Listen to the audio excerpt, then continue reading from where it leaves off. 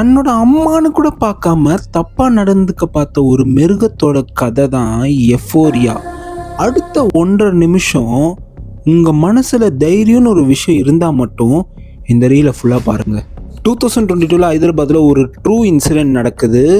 அதாவது ஒரு IAS aspirant ஆக நினைச்ச ஒரு மைனர் பொண்ணை ஒரு 5 மைனர் பசங்க ஏமாத்தி கொடூரமாக அப்யூஸ் பண்ணியிருக்காங்க. இந்த கொடூரம் எப்படிப்பட்டது கேட்டிங்கன்னா, வெளியில் சொல்ல முடியாத அளவுக்கு அந்த பொண்ணு வலி அனுபவிச்சிருக்கு. இதை பேஸ் பண்ணி தான் டைரக்டர் குணசேகர் இந்த மூவி எடுத்திருக்காரு, எஃபோரியா.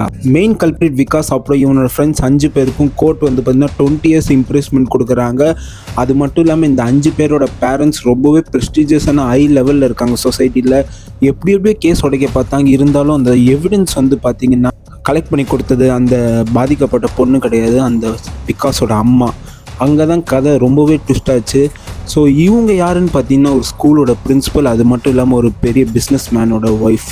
இவங்க நினச்சிருந்தானே இவங்க லெவல் யூஸ் பண்ணி அந்த எவிடன்ஸை கொடுக்காமலே இருந்திருக்கலாம். பட் பெண்களின் வழி இன்னொரு பெண்ணுக்கு தான் தெரியும்னு சொல்லிட்டு இவங்க எவிடன்ஸ் எல்லாமே வந்து கமிஷனர் கிட்ட கொடுத்து இன்னும் வந்து கேஸை வந்து ஸ்ட்ராங் ஆக்கினாங்க. ஜெயிலில் எவ்வளோ தான் சோர்ஸ் இருந்தாலும் மிருகம் இன்னும் மிருகமாக மாற தொடங்குது. ஜெயிலில் இருக்க சவகாசனால இன்னும் மிருகமாக மாறிட்டான்.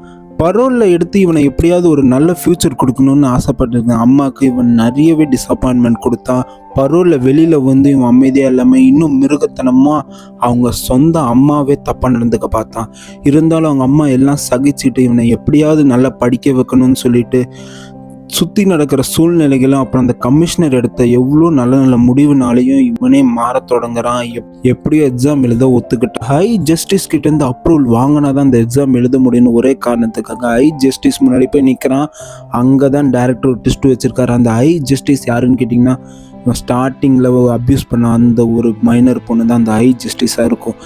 மன்னிப்பு, அதாவது மன்னிக்கிறது எவ்வளோ பெரிய கொடூரமான ஒரு தண்டனைன்னு சொல்லிட்டு அங்கே அவன் உணர்ந்திருப்பான். அவன் அந்த இடத்துல நொறுங்கி போய் அழுதுருப்பான். மிருகம் மனுஷனாக மாறின தருணம் அந்த இடத்துல நடந்திருக்கும். பொண்ணு சில கேள்விகள் மட்டும் கேட்டு அவனை மன்னித்து அவனை எக்ஸாம் எழுதுறதுக்கு அப்ரூவ் பண்ணியிருப்பாங்க. ஸோ இதுக்கப்புறம் என்ன நடந்ததுன்னு கேட்டு, தன்னோட அம்மா கிட்டே தப்பாக நடந்திருக்க மிருகம் மனுஷனாக மாறி தன்னோட கண்ணீர் அவங்க அம்மா காலில் விழுந்தது. ரொம்பவே ஒரு ரியலான ஒரு இன்சிடெண்ட்டாக இருந்தாலும் ஹைதராபாத்தில் நடந்த அந்த கேஸுக்கு இன்னும் ஜட்ஜ்மெண்ட் சரியாக வரல.